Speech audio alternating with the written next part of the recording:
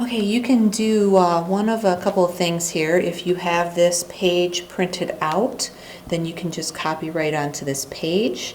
If it's available digitally, you can use the digital copy, or you can just make your own columns maybe on your notebook paper. So you would make a column for addition, and then you'll just write these notes just in an ordered down the line. You could just like make a chart even if you wanted to.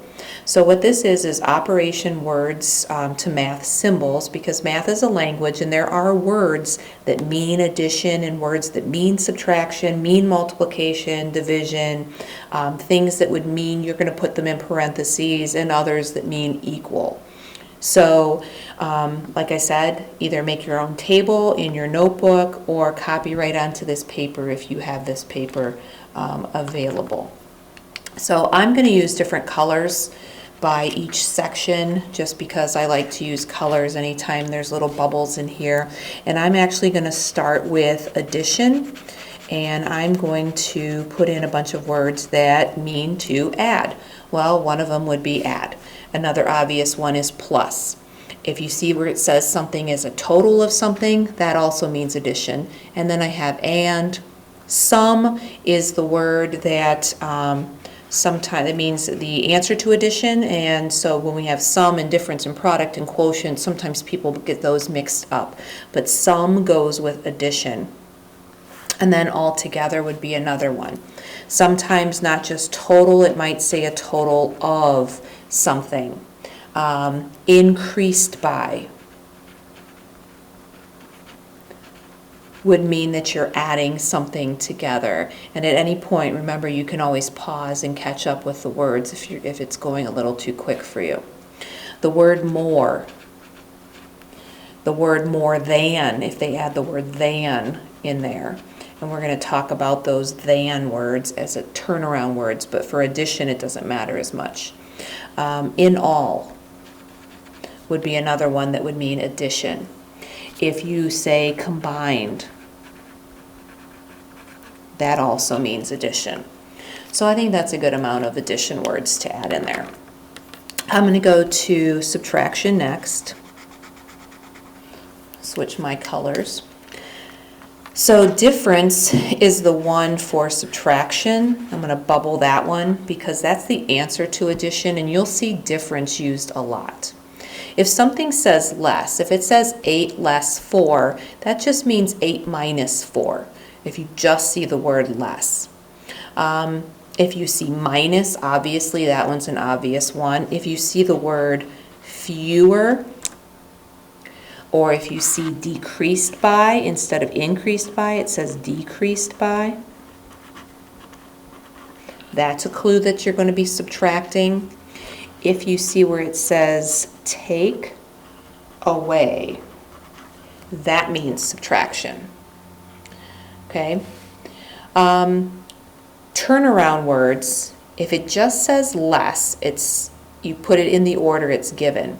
But if it says less than or take away from, the than you're going to see a lot. That means you're going to turn it around. And so when you get to the section where you have to turn verbal phrases into algebraic or numerical sentences, if I said 7 less than 10, so it would be 10 minus 7. The 7 wouldn't go first, because if you said 7 less than 10 and then said 7 minus 10, that's not going to work because you're going to end up with a negative number, and 7 less than 10 is 3, so that has to be 10 minus 7. So what that than does is it turns the numbers around in the sentence. But for now, just have that there for a reference. We're going to go to products next. So down at the bottom, I'm going to go to my multiplication, and I'm going to do my products next. Let's see if we can see those. Okay, that's supposed to be like a yellow.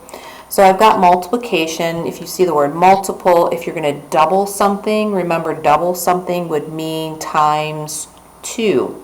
The word of, you'll see that a lot with fractions. You'll say 1/2 of 8. That means you're taking 1/2 times 8. Twice something means you would double it as well. The word product is the answer to a multiplication. So I'm going to put a bubble around them because those are the ones where it's answers to. If you say you're finding a factor is a number in a multiplication problem. If you just see the actual word multiply, that's a multiplication, or times, which we use a lot for multiplication. If you say you're going to triple something, that means you're going to multiply it by 3. Not just increased by. Increased by is addition. If it's increased by a factor of something, right? Increased by a factor of would also mean multiplication. And then I'm going to move on to division. So my division, here's my little division sign. I'm going to change colors. Divided per.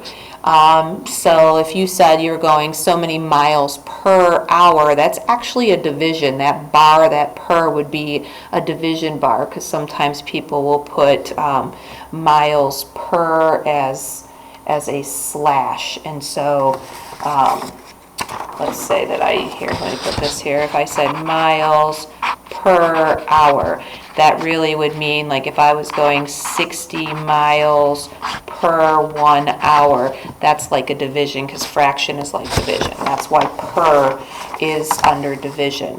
Half of something means you would divide it by 2. The word quotient, I'm going to put a bubble around that one, because that quotient is the answer to a division problem. If I'm going to split something, I'm going to split that pizza, you're actually dividing. Any percent is a division, because a percent is out of 100. So if it's 60%, you're really 60 over 100, and a fraction is the same as a division. That fraction bar is the same as a division. When we do ratios, you'll notice a ratio of anything is a comparison of two numbers by division in the definition. So that would also be a division word. Container words are going to be brackets, parentheses, the fancy brackets. So if you wanted to say times the sum of, if you're timesing something by the sum of something, you would have to put the addition problem in the parentheses so that you would add it first and then you would times it. Because if you want to times the sum of something, that means it has to be added first. And with order of operations, if you want to add something first, it has to be in parentheses. Or let's say, because it could say times the difference of 2. I'll put on here divided by the difference of. So if I wanted it to be subtracted first, I'd have to put it in parentheses first, and then I could divide it. That's the only way order of operations can subtract before dividing, is if it has parentheses around it.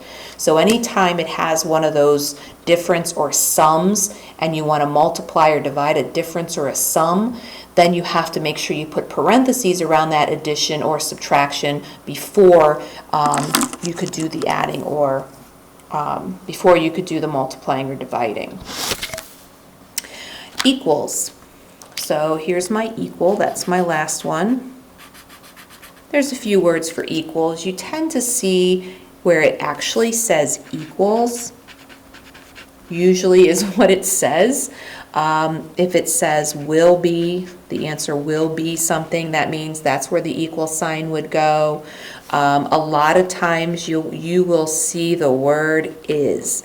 Is tends to be a pretty popular one as well, besides the equals. If you see where it says something is the same as something else, that means they're equal to each other.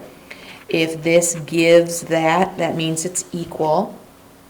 Or the word equivalent also means equals. Okay?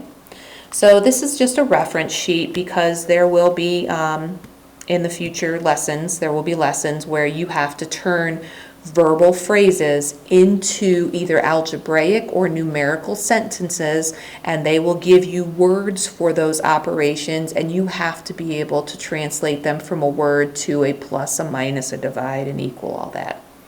Okay?